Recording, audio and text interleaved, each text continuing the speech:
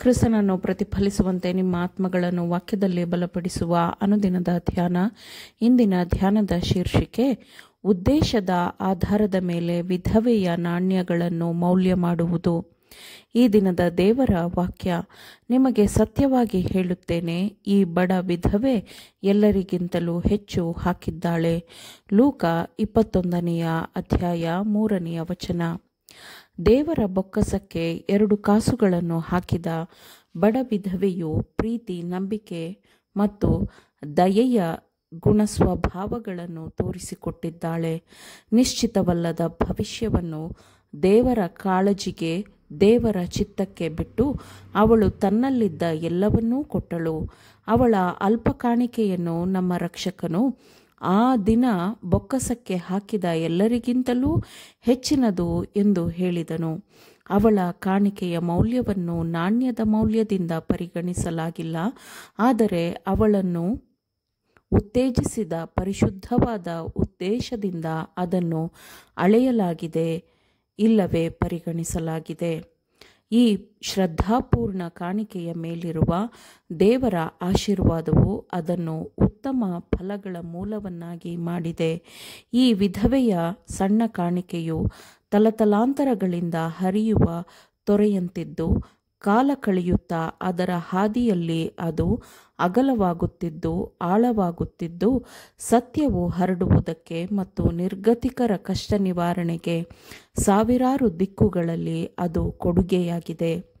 ಈ ಸಣ್ಣ ಕಾಣಿಕೆಯ ಪ್ರಭಾವವು ಪ್ರತಿ ಕಾಲಘಟ್ಟದಲ್ಲೂ ಮತ್ತು ಪ್ರತಿ ದೇಶದಲ್ಲೂ ಸಾವಿರಾರು ಹೃದಯಗಳ ಮೇಲೆ ಪರಿಣಾಮ ಬೀರಿದೆ, ಕೆಲಸ ಮಾಡಿದೆ.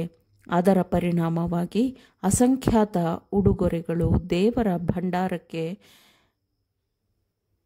ಉದಾರಿಗಳಿಂದ, ಸ್ವಾರ್ಥತ್ಯಾಗಿಗಳಿಂದ, ಬಡವರಿಂದ ಹರಿದು ಬಂದಿದೆ.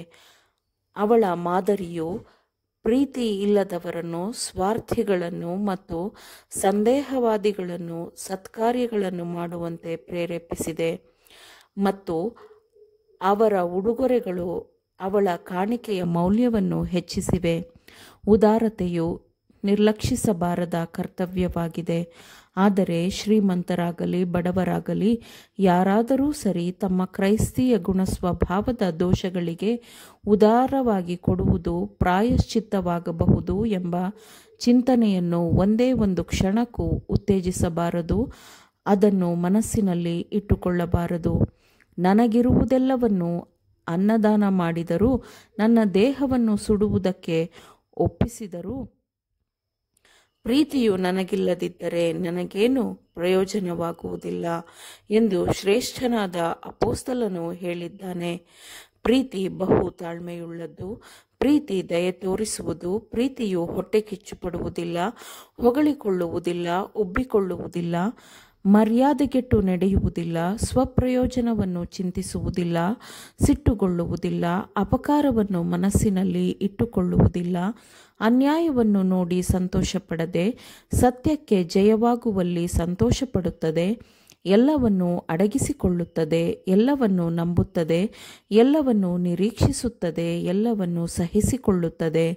ಪ್ರೀತಿಯು ಎಂದಿಗೂ ಬಿದ್ದು ಹೋಗುವುದಿಲ್ಲ ಎಂದು ನಿಜವಾದ ಪ್ರೀತಿಯ ಫಲಗಳನ್ನು ಮತ್ತೆ ಮತ್ತೆ ಅಪೊಸ್ತಲನು ತಿಳಿಸಿ ಹೇಳಿದ್ದಾನೆ.